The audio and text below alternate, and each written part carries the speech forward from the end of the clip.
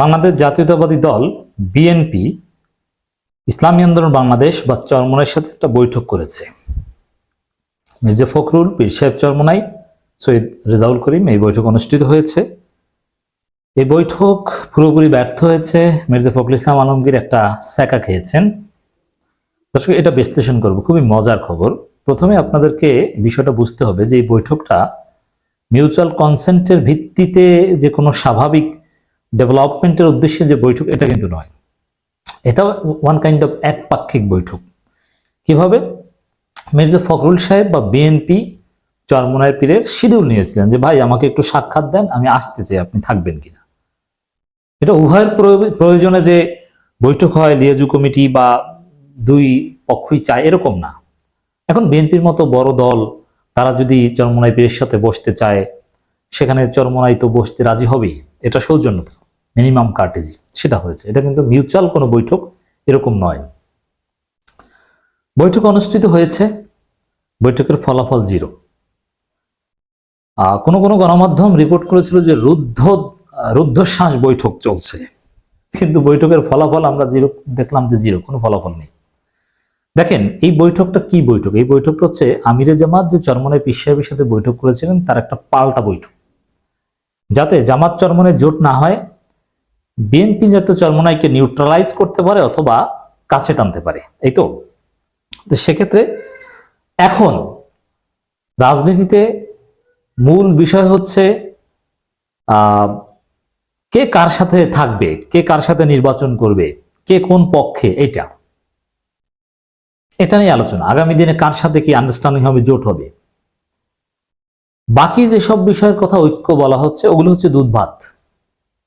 এই বৈঠক শেষে বিএনপি মহাসচিব মির্জা ফখরুল ইসলাম আলমগীর এবং চরমোনাই পীর সাহেব সংবাদ সম্মেলন করেছেন বা সাংবাদিকদের সাথে কথা বলেছেন।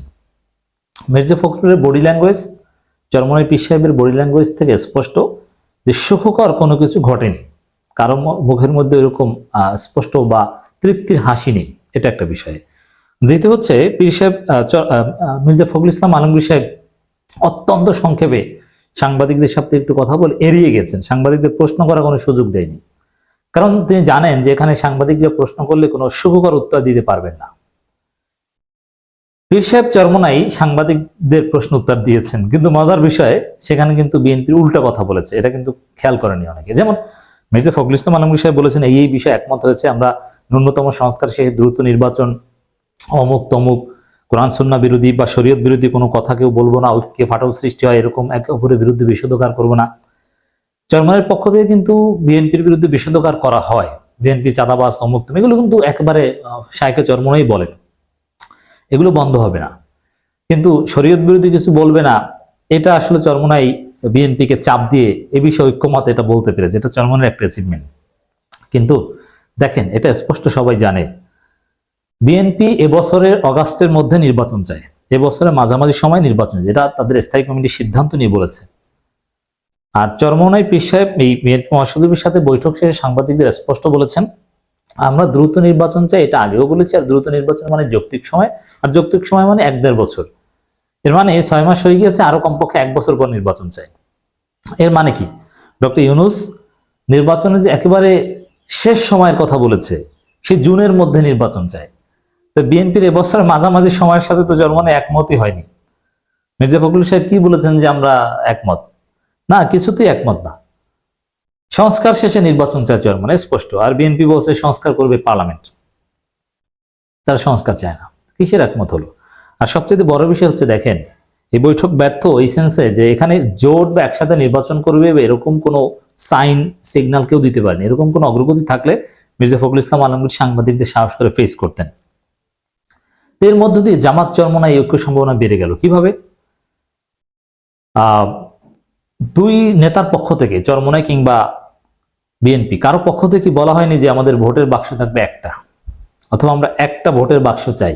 অথচ জামাতের আমিরের সাথে যে সৌজন্য সাক্ষাৎ, সেখানে কিন্তু এই কথাটা মোস্টলি প্রনাউন্স হয়েছে এবং দুই নেতাই কথা বলেছেন এবং ঐক্যের কথা বলেছেন এবং ইসলামপন্থীদের ভোটের বাক্স হবে একটা, এই কথা বলেছেন। কিন্তু বিএনপির সাথে ভোটের বাক্স হবে একটা, এরকম কোনো কথা উচ্চারণই হয়নি।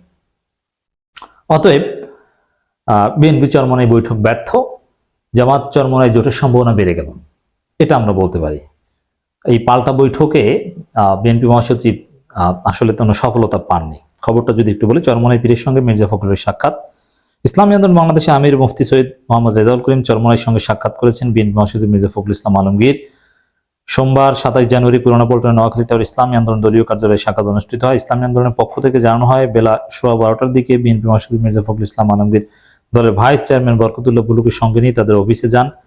এ সময় রেজাউল করিম চরমোনাইর সঙ্গে ছিলেন দলের সিনিয়র প্রেসিডিয়াম সদস্য অধ্যক্ষ মাওলানা মুসাদ্দেক বিল্লাল মাদানী, মহাসচিব অধ্যক্ষ হাফিজ মাওলানা ইউনুস আহমেদ, প্রেসিডিয়াম সদস্য অধ্যাপক আশরাফ আলী আকন, সিনিয়র যুগ্ম মহাসচিব গাজী আতাউর রহমান ও যুগ্ম মহাসচিব মাওলানা ইমতিয়াজ আলম, আরও ইয়াং নেতারাও ছিলেন। সাক্ষাতের বিষয়বস্তু সম্পর্কে ইসলামী আন্দোলনের পক্ষ থেকে কিছু জানানো হয়নি। অবশ্য সংবাদ সম্মেলনে তো বিষয়বস্তু বা কি বিষয় একমত হয়েছে, তথাকথিত কিছু ঐক্যমত, দুধভাত ঐক্যমত, এটা মির্জা ফখরুল বলেছেন। তবে একটা দিক যে শরীয়ত বিরোধী কোনো কথা বলবে না এবং আধিপত্যবাদী শক্তির বিরুদ্ধে একমত থাকবে। তো শরীয়ত বিরোধী কথা যেন আমরা না দেখি, বলে দিলাম। দেখলে কিন্তু শরীয়ত বিরোধী, ওয়াজ মাহফিল বিরোধী কোনো উল্টাপাল্টা কথা দেখলে কিন্তু জনগণ ধরবে। চরমোনাইয়ের পক্ষ থেকে বিষয়বস্তু সম্পর্কে কিছু বলা হয়নি। মানে Charmonai is not serious, they are indifferent. তবে বিএনপি একটি সূত্র যেটা জানিয়েছিল গণমাধ্যমকে, আগামী নির্বাচনকে সামনে রেখে একটি দল সৌজন্য সাক্ষাৎ, এটা একটি দলীয় সৌজন্য সাক্ষাৎ। বিএনপি তাদের যুগপৎ আন্দোলনের সঙ্গীদের বাইরে অন্যান্য রাজনৈতিক দলগুলোর সঙ্গে সম্পর্ক দেখা সাক্ষাৎ শুরু করেছে। এখানে নির্বাচনকে সামনে রেখে, অতএব নির্বাচনকে সামনে রেখে আমরা একসাথে নির্বাচন করব বা এক বাক্স, এরকম কোনো কথা হয়নি। এই দিক থেকেই বলা যায় যে মূল যে উদ্দেশ্য ছিল এই বৈঠকের, সেটা ব্যর্থ হয়েছে। যাই হোক দর্শক, জামাত চরমোনাইয়ের ঐক্য সম্ভাবনা বেড়ে গেল। বিএনপি মহাসচিব এই বৈঠক থেকে একটা স্যাকা খেয়ে আসলেন, যার ফলে বিব্রত পরিস্থিতি এড়াতে সাংবাদিকদের প্রশ্ন উত্তর দিতে সাহস পেলেন না।